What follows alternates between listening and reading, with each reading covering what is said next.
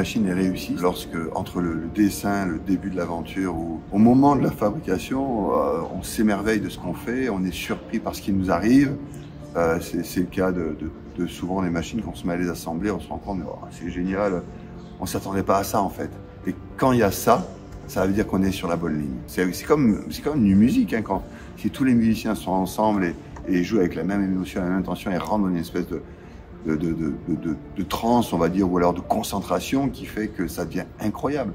Et ça, c'est comme ça qu'une machine naît. Je suis François Delarosière, je suis directeur artistique de la compagnie des machines et de la halle de la machine. Je suis grand improvisateur de la halle de la machine.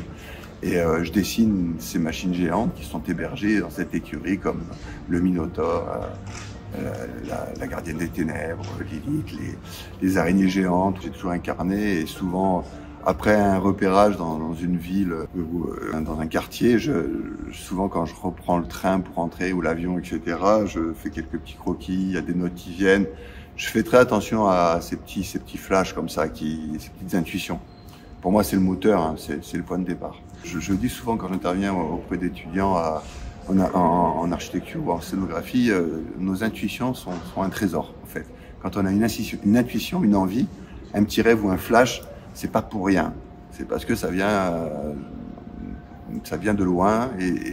Et donc, moi, c'est souvent à la rencontre d'une ville, d'un quartier, en marchant dans la rue et en rencontrant les commerçants, les politiques, ceux qui font le projet urbain pour les 20 prochaines années, que je me fais une impression d'un lieu.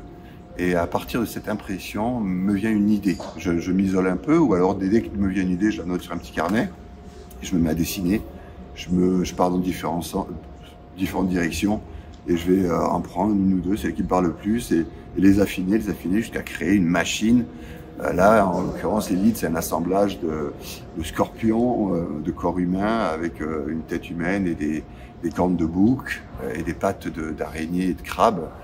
Voilà, c'est ce mélange d'animaux un petit peu dangereux qui représente un petit peu la mort et l'enfer. Il y a un déclic qui a été assez particulier, c'est le géant, le premier géant que j'ai dessiné et imaginé en allant à Rio. Ça devait se faire pour Rio de Janeiro, finalement ça s'est fait pour Le Havre. Et on a commencé à travailler le géant au sol, mais quand on a levé le mollet pour la première fois du géant, qui faisait déjà 3,50 m, et qu'on s'est rendu compte que rien que le mollet arrivait à 1,50 m plus haut que nous, avec ce pied qui était déjà presculpté, je me suis dit, mais on est en train de faire une folie. Et le fait d'aller au bout de ça, et le jour où au Havre, pour la première fois, ce géant s'est mis à marcher dans la rue, quand j'ai vu la réaction de la foule, hein, des adultes, du public, ça m'a un peu effrayé, parce que l'adulte, en fait, comme un jeune enfant, adore qu'on lui raconte des histoires. Et je me suis rendu compte à ce moment-là de la manière dont on pouvait avoir du pouvoir sur les foules, en fait, et comment un dictateur, je sais pas, comme Hitler ou d'autres, ont pu, comme ça, arriver à emmener toute une société vers le chaos.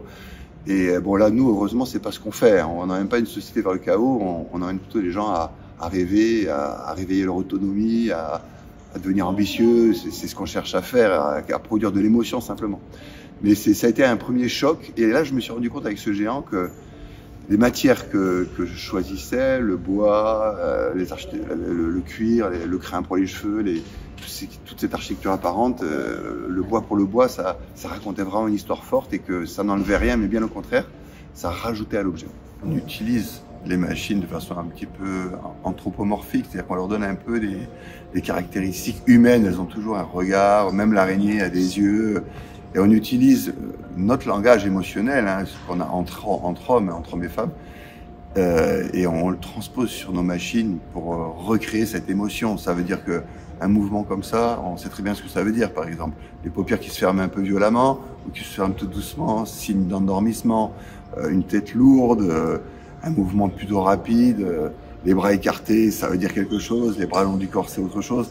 Et avec ce langage, en fait, on crée une matière et on fabrique de l'émotion et on arrive à échanger avec le public qui, lui, se fait sa propre histoire, en fait. On n'est pas maître, en fait, de ce qu'on raconte. Je ne pense pas une très grande machine soit plus émotionnelle qu'une de nos toutes petites machines qui sont merveilleuses, petites catapultes à pain et qui produisent aussi leur effet, quoi.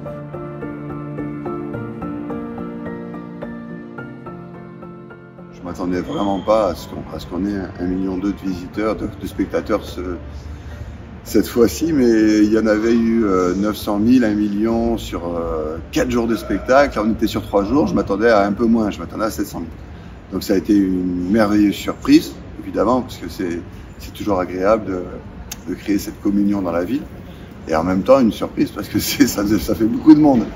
Et donc, il y a des moments où il fallait vraiment jouer très fin, parce que les mouvements de foule étaient très importants. C'est à la limite de l'inconfort des fois. Et on fait ça pour le public. Alors, le but, c'est surtout pas de mettre le public dans l'inconfort, mais bien au contraire, de l'emmener à vivre une expérience magnifique.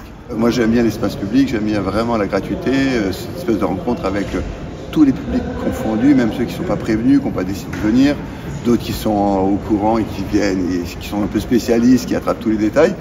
Et c'est ce mélange qui est magnifique. Et puis, quand la ville devient un théâtre, il faut que ce soit gratuit.